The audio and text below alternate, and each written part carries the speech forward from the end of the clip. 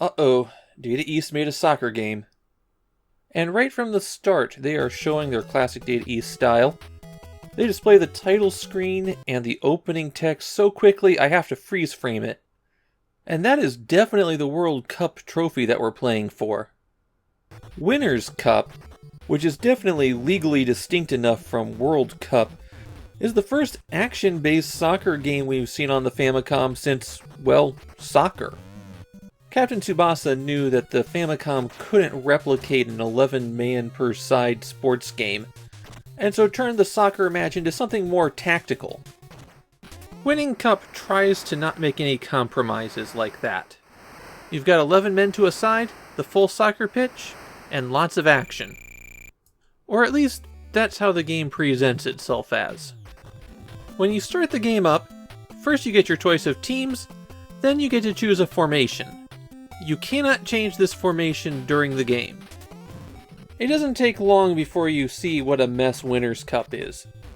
The A button shoots, and the B button can dive in certain circumstances, and that's all the control you get. Want to pass to another team member? Well, too bad, you can't do that. Literally all you can do is walk into the ball and kick in the direction that you're facing when you press A. There is a microscopic amount of strategy in the kicking. When you change directions, it takes a few moments for that little dot to spin over.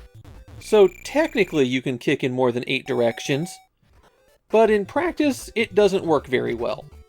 You're controlling the character with the arrow above their head, and that arrow is always over the head of the person who's closest to the ball. That means it's prone to changing without warning on you. If the opponent is controlling the ball and they're a ways away from you, the best thing to do is to just stop moving.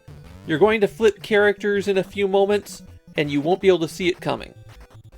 While you're controlling the player with the arrow over their head, you're simultaneously controlling your goalie. That makes fighting for control over the ball when it's near your goal just about impossible to do safely. There's other significant problems with the game. You dribble the ball out pretty far ahead of you, but the input for the kick is only registered when you're right on top of the ball. So if you're running around and want to make a shot, there's a pretty good chance that your input is going to get eaten. And when the ball goes off sides, the game seems to have some difficulty in determining who kicked it. I've kicked the ball out of bounds and been the one to kick it back in. The matches are also extremely short in Winners Cup. It's about 2 minutes per half. The strangest thing is that when the game is over, a giant-headed mascot comes out onto the field. Then you fly off to face the next team. You have to have an undefeated record at the end of the game in order to take the trophy. Now you might think that's a bit unfair since the game keeps going on, but to quote the developer, you have a reset button.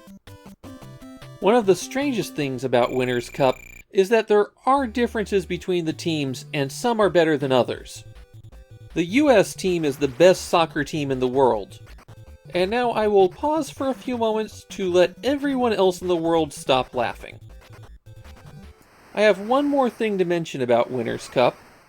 At the start of the match, you see 11 players go onto the field. Now it's tricky to pin down because everyone's constantly moving and the game can load and unload assets. But I believe there's only 7 players on the field, including the goalie. So Winners Cup is a pretty bad soccer game. It looks better than Nintendo's soccer, but it plays worse, and it's nowhere near as good as Captain Tsubasa. Winners Cup is not well remembered at all. It's basically a lower-end sports game that only picked up any kind of audience because it was a new soccer game. But there will be much better soccer games than this on the Famicom. And Winners Cup is just left as a footnote. Not good, but also not bad enough for anyone to care.